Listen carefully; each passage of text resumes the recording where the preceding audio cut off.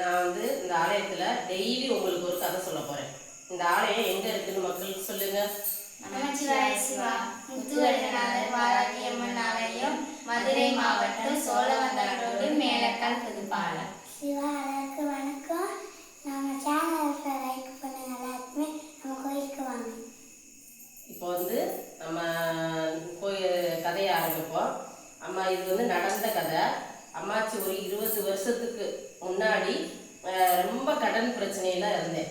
அப்போ தாத்தா என்ன செய்வாருன்னா, கடனில் இருக்கிறதுனால வீட்டுக்குள்ளேயே இருக்காத, உனக்கு கையில் ஒரு 15 ரூபா டெய்லி கொடுத்து விடுவார்.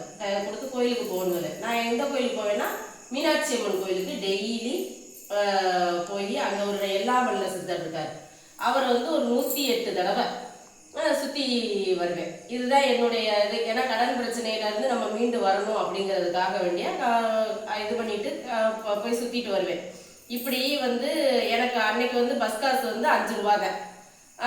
போக 5 ரூபா, வர 5 ரூபாய்க்குள்ளே தான் இருக்கும். மீதி 5 ரூபா இருக்கும். இப்படி போய்கிட்டு இருக்கும்போது அந்த எல்லாமல்ல சித்தரை 108 தடவை சுத்துறேன் பத்தியா. சுத்தும் போது ஒரு வயசான தாத்தா என்கிட்ட கெஞ்சுறாரு. என்கிட்ட மட்டும் இல்லை, அங்கே இருக்கிற எல்லாத்தையுமே, அம்மா சாப்பாடுக்கு கூட காசு இல்லை, எனக்கு ஏதாவது கொடுங்கம்மான்னு கேட்குறாங்க. அங்கே உள்ளவங்க பூரா கொடுக்க மாட்டேங்கிறாங்க. என்ன சொல்கிறாங்கன்னா, கொடுக்குறவங்களையும் கொடுக்க விட மாட்டேங்கிறாங்க.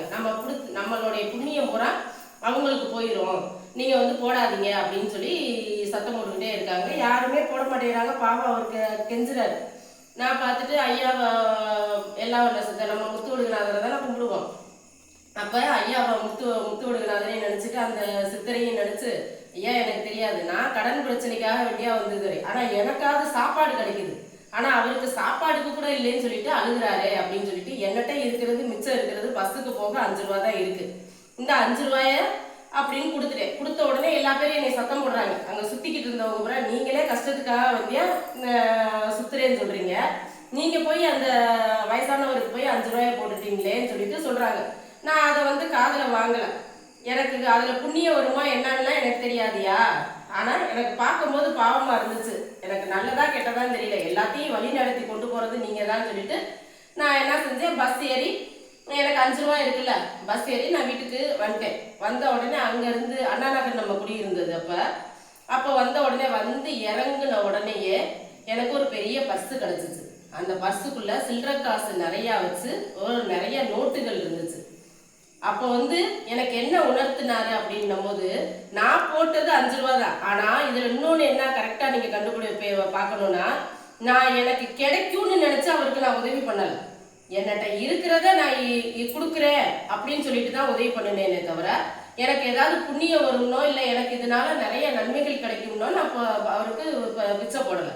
அது மாதிரி இருந்ததுனால எனக்கு வந்த உடனேயே அந்த மாதிரி ஒரு நோட்டும் இதுவும் கிடைச்சிச்சு. அப்போ எனக்கு என்ன உணர்த்தினாரு, நீ போட்டது ரைட்டு, நீ செய்யறது ரைட்டு அப்படிங்கிறத உணர்த்தினார்.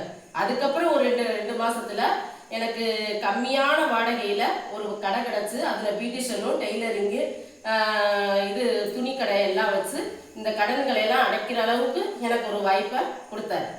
இதுக்கு என்ன காரணம் உங்களுக்கு சொல்கிறேன்னா, உங்களுக்கு இப்படி இந்த வயசுலேயே கிடைச்சிருக்குல்ல, யாராவது உங்கள்கிட்ட கேட்பாங்க, உங்களுக்கு இறைவன் வாக்கு கொடுப்பார், நீங்கள் வாங்கி திங்கிறதுக்கோ இதுக்கோ வச்சுருப்பீங்க அதை. ஆனால் எனக்கு இது கொடுத்தா எனக்கு இது கிடைக்கும் அப்படின்னு நினச்சிட்டு கொடுக்காம, உங்களால் முடிஞ்ச அன்னைக்கு இருந்தால் கொடுத்தீங்கன்னா உங்களுடைய வாழ்க்கை இன்னும் நல்லா இருக்கும் அப்படிங்கிறதுக்கு தான் இந்த கதையை சொல்லியிருக்கேன்.